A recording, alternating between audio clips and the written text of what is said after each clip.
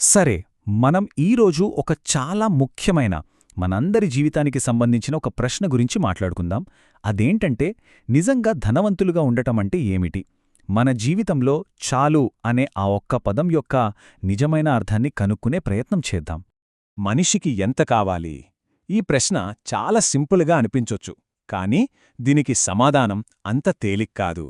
ఎందుకంటే ఇదొక నెంబర్ కాదు, అదొక ఫీలింగ్, ఒక మానసిక స్థితి. నిజంగా ఎంత కావాలి అంటే దానికో లెక్క ఉంటుందా? మొదటగా మనం ఒక దారి గురించి తెలుసుకోవాలి. మనందరం నడిచే దారే అది. ఇది చాలా సహజంగా ఆశతో మొదలవుతుంది. కాని జాగ్రత్తగా లేకపోతే అదే దారి మన ప్రశాంతతను మొత్తం లాగేసుకునే దురాశ వైపుకు తీసుకెళ్ళిపోతుంది. ఇప్పుడు ఈ రెండింటి మధ్య ఉన్న తేడా చూడండి. చాలా చాలా ముఖ్యమైన తేడా ఇది. ఆశ అనేది చాలా మంచిది. మనల్ని ఇంకా కష్టపడేలా, జీవితంలో ముందుకు వెళ్లేలా చేస్తుంది. కాని దురాశ, అది ఎప్పుడు మొదలవుతుందంటే పక్కవాళ్లతో మనల్ని మనం పోల్చుకున్నప్పుడు. అది మనశ్శాంతిని, సంతృప్తిని మొత్తం నాశనం చేస్తుంది. అసలు సమస్య ఎక్కడ మొదలవుతుందంటే, మన దగ్గర ఏముందో దాన్ని చూసి సంతోషపడటం మానేసి పక్కవాళ్ల దగ్గర ఏముందో అని చూట్టం మొదలుపెట్టినప్పుడు. ఆ క్షణంలోనే మన మనశ్శాంతి మెల్లగా మాయమవటం స్టార్ట్ అవుతుంది. ఈ చాలు అనే పదం వెనకున్న లోతైన అర్థాన్ని మనకు చాలా సింపుల్గా కొన్ని పాత కథలు చెప్తాయి. అవేంటో ఇప్పుడు చూద్దాం. మనందరికీ తెలిసిన కథే ఇది. బంగారు గుడ్లు పెట్టే బాతు కథ. ఆ రైతుకి రోజూ ఒక బంగారు గుడ్డు దొరుకుతోంది. కాని అతని ఆశ ఆగలేదు. అన్నీ ఒకేసారి కావాలనుకున్నాడు. పొట్టకోశాడు. చివరికి ఏమైంది? రోజు వచ్చేది కూడా పోయింది. దురాశ అతనికి సంపదను ఇచ్చే మూలాన్నే నాశనం చేసింది. ఇది మనకొక పెద్ద హెచ్చరిక లాంటిది. ఇంకొక అద్భుతమైన కథ ఇది. ముగ్గురు అన్నదమ్ముల కథ. చిన్నవాడు కొంచెం దూరం వెళ్లాడు. తనకొచ్చిన దానితో సంతోషపడి తిరిగి వచ్చాడు. మధ్యవాడు ఇంకాస్త దూరం వెళ్లాడు. చాలా అలసిపోయాడు.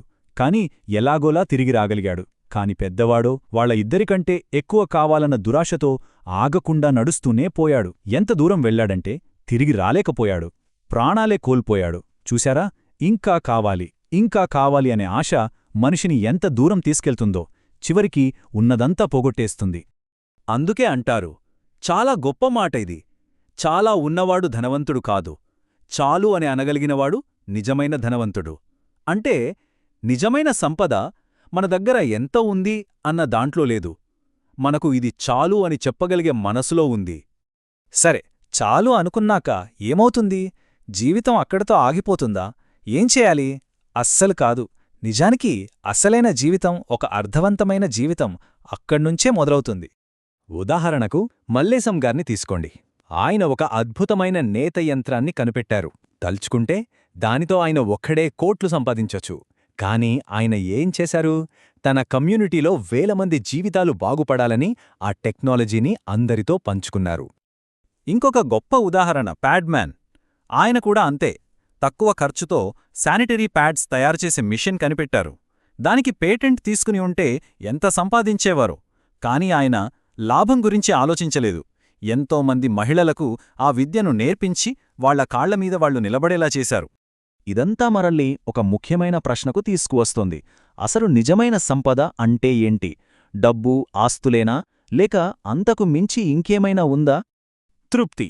ఈ పదం చాలా చిన్నదే కానే దీని అర్థం చాలా లోతైనది.